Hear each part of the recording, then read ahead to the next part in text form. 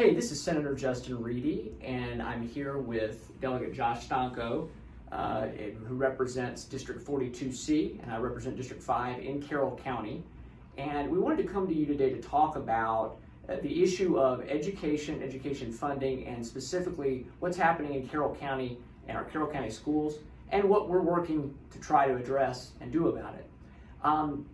The problem that we have relative to Kerwin and to the implementation of Kerwin, from a statewide perspective, folks know that there's a budget deficit, and that the Kerwin program for education spending has been something that has contributed to that.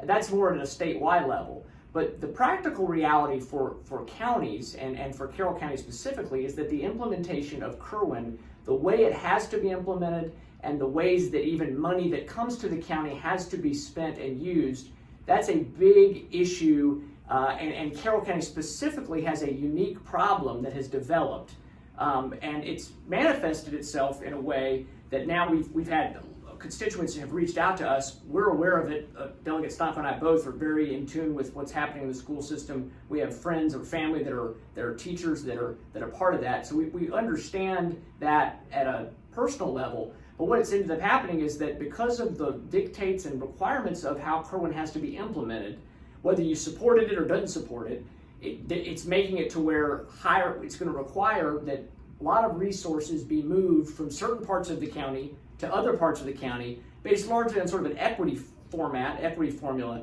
which could leave, if no changes are made, could leave us with very high class sizes in the southern part of Carroll County, and a number of other resource allocation issues, and lost jobs and positions because of those financial hurdles. So I want to turn over to Delegate Stein. I appreciate you being with me today to talk a little bit about kind of how we got here, the historical problem, because it is something that's not just today, it's been built on by a number of historic issues, and what we're working to do about it. Yeah, thanks, Senator Reedy. I think the first thing I want to do is make sure that the information's understood. One of the things that I've seen a lot online, through Facebook, even had a lot of people come up to me at the town hall that was held by the superintendent last week. And I learned that the backstory and how Carroll County has been impacted is not as well known. And if you don't know the backstory of the Thornton funding formula, which I'll explain what that is, but if you don't know that backstory and you don't know what the county commissioners have done over the last decade, it's easy to look at one data point without another data point and only have half the story. So, my goal and everything that we've done in working through this challenge down in Annapolis has to really come at this problem an issue in a bipartisan and really a nonpartisan way, and the way I would think about it is like a kid first way, a student first way, and really a teacher first way as well. So, taking a step back, Carroll County had a unique challenge during the previous state of Maryland education funding formula, which was called the Thornton formula. The Thornton formula was a strategy where the state allocated resources predominantly by a per pupil allocation paired with a per capita income allocation. It was kind of the two things put together. And Carroll County had a really unique problem. While our county's population size has stayed pretty consistent at about 165,000 people for over the last decade, we had a unique challenge where our graduating classes each year, so the 12th graders that were graduating, those classes have been consistently larger than the kindergarten classes that have been starting. And because of that, the Thornton formula reduced year after year the amount of funding that the state of Maryland was giving to Carroll County Public Schools and our Board of Ed to allocate to our students. And so in that process, our Board of County Commissioners have really been the backstop of stabilizing that reduction in state revenue. So Carroll County, and this is one of the areas I really wanted to comment specifically on, Carroll County, the Carroll County Board of Commissioners and the local funding part of our total funding formula, so what our Carroll County Board of Commissioners provide to our Carroll County Board of Education, is the 10th most amount of money per student in the state of Maryland out of 24 jurisdictions. Additionally, over the last 10 years, we've funded above maintenance of effort, which is a standard, a required annual threshold that rebases every year based on the prior year's commitment from the county commissioners. So what that means is that, to say rebase, is that if the maintenance of effort is $200 million and you decide to spend $205 million one year because you see there's some additional needs, your new maintenance of effort the next year has to at least be $205 million. So it rebases, as you said. That's what we're meaning by that. And historically, the other issue with Thornton was, you mentioned the wealth formula, or the way it talked about per capita income, because Carroll County is not really what we would consider a wealthy county, but we don't have a lot of abject poverty either. Very much a middle class county. And so we missed out on extra money you could get. Some other jurisdictions had declining enrollment in that time, but they got extra money that we didn't get because they had more poverty. That's right. And because of that, and this is where I'm really thankful for, and Senator Reedy will get into this, but I'm thankful for what we've seen down here, which is the receptiveness from our Democratic colleagues to understand this issue. And wanted to give that backdrop because there's another portion to that. Because of the declining funding that we got from the state, you've seen that document that the superintendent put out that's come up in a couple of different points about Carroll County being 24th out of 24th in total per pupil spending. And that's true, that's correct, but that's because we've had that reduction in our state part of the formula, not because our county commissioners haven't put in their part. To give an exact example, if we looked at just per capita income, Carroll County is 9th of 24 jurisdictions, and in our contributions, we are only $18 per pupil behind the 9th per capita listing. So we're exactly where we should be. And so wanted to give that backdrop. It's important to understand, and it's been great to see our colleagues really dive in and understand this and dig into it. And so that's been the backdrop. Paired with those reductions, the superintendent and the Carroll County Board of Ed over the last 10 years has reduced central office staff dramatically. So we have the 24th out of the 24 smallest central office staff per teacher and per student. And so that really talks about the efficiencies that we get from our central office and from our Board of Ed, but it's ultimately created the challenge that we're having today because we have no remaining central office staff that we can redeploy to offset what's required of the compensatory education part of Kerwin. Some of our colleagues had asked in other counties, said, well, why don't you need to reduce your central office to help cover some of these potential job losses? And we're like, we really can't because we've already kind of done that. We applaud the efforts to try to get people out of administration and bureaucracy and get them into the classroom, but we've kind of done that now.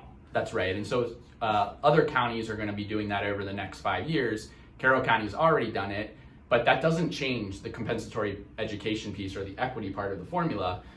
It still requires money to follow a student based on income of their parents and special needs or other types of situations that they may fall into that allocates funding to them. And so we have been stuck kind of in a very unique situation. This is really a Carroll County specific challenge. And as you compound that with, we're at a point with the blueprint where it's being implemented, right? So it's a lot of driving the car, as you're learning how to drive as you're driving it at that moment. And we've had a really important dialogue with our partners down in Annapolis. They have been receptive to the issues that we brought forward to them and understand that this statewide initiative is not going to impact every place the same. But this issue was not understood previously because of the uniqueness of Carroll County and our history with the Thornton funding formula. But we've also been really, really happy as a delegation with the willingness of Senate President Ferguson, Speaker Jones, Chairman Barnes, Chairwoman Atterbury, Chairman Fellman, their staffs, the AIB, the Maryland State Education Association. Everybody has been open to understanding the issue and coming to a resolution that from their perspective doesn't dilute the blueprint. It meets the benchmarks that they really care about and how they designed it, but that allows for us to make sure that all students in Carroll County are getting a high quality education that they deserve. I'm really thankful for them, for the governor, for being open to that dialogue. And I'll let you talk about where we are right now in the next steps and timeline, and then hoping that this is going to be something we can bring home and solve here in the near future. Yeah, thanks, Josh. Delegate Stonko has been really, we've worked together. Senator West and I, Senator West has been a great partner. He's our other senator in Carroll County. I've obviously been taking more of the lead, just being the senator that lives in Carroll County, but he's been supportive. And Delegate Tomlinson's our delegation chair. He and Delegate Rose, Delegate Michelle, all supportive. Delegate Stonko's on the House Appropriations Committee, so that's really where a lot of the funding stuff comes through. So it's been an important part to have him kind of take the lead in the House, particularly on this. But we're working as a team with our local elected officials. Really important that when we've been able to talk to our Democratic friends, a lot of times I think there could be an immediate assumption, well, Carroll County is this Republican county. You guys must want help because you don't want to spend money. And it's like actually being able to show them what you just talked about. We've really done a great job locally of investing, and we're actually implementing parts of the blueprint quicker than some areas of the state, which we think really has helped to show that while we've had concerns about the overall issue of how much it costs, we do believe in making sure every child gets a quality education, that we have teachers that are paid like the professionals they are, and that's why we've been able to have good cooperation even with our unions here, because they understand we don't want job cuts. We want to be sure our teachers can teach and that there's appropriate class sizes and all of that. So I think as we try to work towards the solution, it's looking like something that would not necessarily need a bill to pass, but instead would be something where there's accommodations made to give us a little more time to get down the road and let our funding and things catch up with the requirements, while still in the spirit of the blueprint, implementing the things we're trying to do to make sure we're raising up lower learners and kids that need additional assistance. But I thought it was really compelling when we were able to tell some of our Democratic friends, hey, if you take all the reading specialists and math specialists out of South Carroll and send them to areas of the county that are supposedly poor, we're still going to have kids that are poor in South Carroll that won't have a reading specialist. And so there's been a willingness to really kind of say, how can we work within the confines of the blueprint mandates to give us the flexibility we need. Maybe not go as far as we might literally draw it by hand, but we're really close, we feel like, of having something that will help to address this issue so that we can avoid some of the real pain that people are really concerned about. Yeah, and I think that what we wanted to do was try to deliver time, right? Time for the blueprint to kind of start. As our Democratic colleagues, that's important to them, right? And Senator Reedy said it's not the bill that we would draft, right? Or the law that we would draft, but it's the law of Maryland. And what we're trying to do is buy time for our Board of Ed, buy time for our teachers, buy time for our students, and buy time for our county commissioners, so that we can see how the blueprint implementation goes statewide. And as that moves forward, be able to address this again in future years. As the state looks at this in a different way, just as we look at everything differently every year. And like you said, I think we're really close to being there. And the regulators involved with this, which is the Accountability Implementations Board, they've been in deep conversation with our local superintendent and her team. And we're looking to hopefully get there really soon. Yeah, and we just thought it was so important to give a more in-depth update, and we wish we could sit here and tell you this is exactly how it's going to all get fixed and there's not going to be any problems. We're not 100% there, but we feel positive, very positive. Everybody is singing from the same sheet of music in our county, whether it's our commissioners, our school board, our school system, parent advocates. We've had a number of great parents come down, and believe me, some of them are on my political party and some of them definitely are not. But on this issue, we're all locked in together, our bargaining units. We want to be sure we do right by Carroll County. And as you made a great point, Delegate Stonko, about there's built into the blueprint times where they're going to kind of punch in and do some auditing and checking of how things are being implemented. And that's in a couple of years is the first real one. So we're saying give us time to kind of get our sea legs, not up in the entire school system like we've seen, and so we're getting good result. Now, I did want to say, what can you do if you're watching this, and you may have already done this, but you can certainly contact your state legislators that represent you in Carroll County, but we are on the mission, on the task. We encourage people just to continue to talk to communicate with the chair of the chairs of the budget committees in the House and Senate, Senator Gazone and Delegate Barnes. Delegate Atterbury is the chair of sort of the Education Policy Committee, Ways and Means in the House, and Senator Feldman in the what you call it the Triple E Committee in the Senate.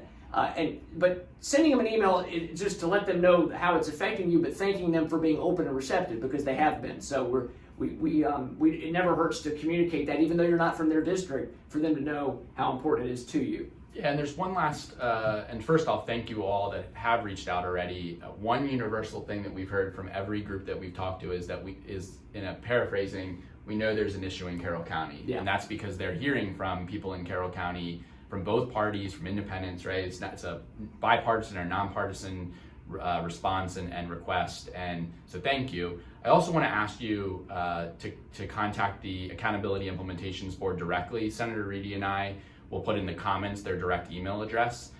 They are aware, I know many of you have contacted them as well, but we want to keep up the notification, response, conversation direct from our constituents to them, so that they continue to realize, and they have, that this is a universal, a bipartisan agreement that we want to get to sooner rather than later, and any help you can give to contacting them as well would be great.